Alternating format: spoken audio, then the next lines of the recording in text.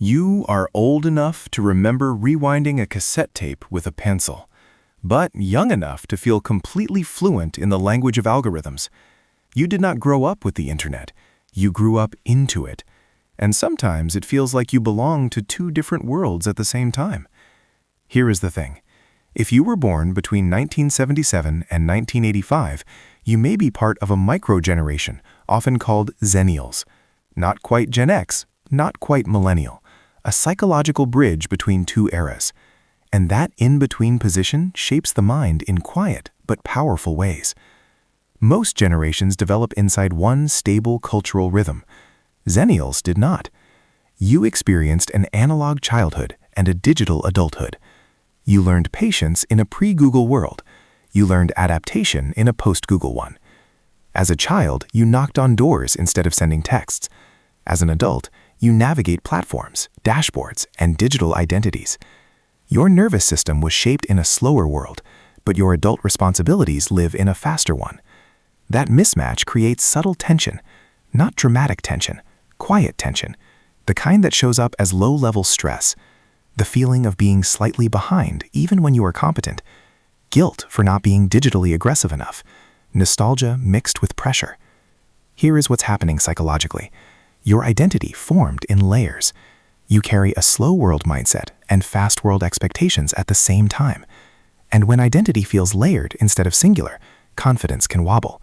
Not because you lack ability, but because you lack a clean cultural story about where you belong. Have you ever felt slightly out of sync at work? Too tech fluent to fully relate to older colleagues? Too skeptical to fully embrace younger culture?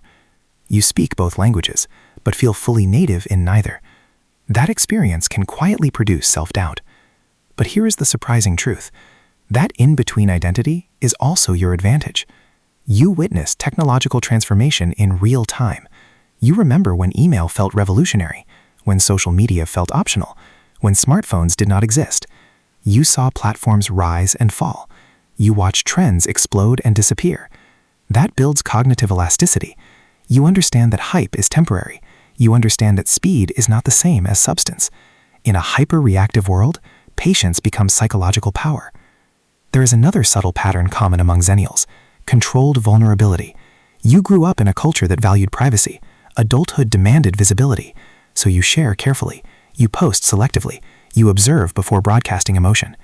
Sometimes you judge yourself for not being authentic enough online. But here is the thing. That restraint is not emotional weakness. It is calibration. Your early environment trained you that not everything belongs in public space, and in many ways, that instinct protects your mental stability. There is also a social media paradox. You understand the system, you use the system, but you do not fully trust the system. You remember life before constant comparison, so part of you resists the performance, yet career relevance sometimes requires participation. This creates cognitive dissonance. I don't want to play this game, but I cannot ignore it either. When dissonance continues, people usually withdraw, overcompensate, or become cynical. If you have ever deleted an app and reinstalled it weeks later, you have felt this loop. You may say this does not apply to me. Maybe you feel stable and confident. But even highly functional Xennials often report subtle fatigue from constant updates, discomfort with self-promotion, a longing for slower conversations. That is not weakness. It is a nervous system calibrated in a different tempo. Nostalgia also hits differently. Your childhood feels like the final chapter before permanent acceleration. Nostalgia strengthens identity during rapid change. It reminds you who you are. But if nostalgia becomes idealization, it can quietly turn into resistance. The goal is not to abandon the past. The goal is to integrate it. Here is a simple exercise. Take 10 minutes. Write 2 columns. Column 1, traits you learned in the analog world: patience, depth, independence, privacy. Column 2, traits you developed in the digital world: adaptability, speed awareness, global connection, network thinking. Now ask yourself how these traits complement each other. Patience combined with speed awareness creates strategic timing. Privacy combined with networking creates intentional presence. When you consciously integrate both identities, confidence stabilizes.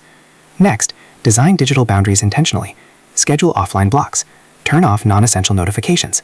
Replace passive scrolling with active communication. You do not need to reject technology, you need to control the dosage. Another powerful shift is reverse mentorship without ego. Instead of resisting younger perspectives, learn from them. Share your long-term pattern recognition in return.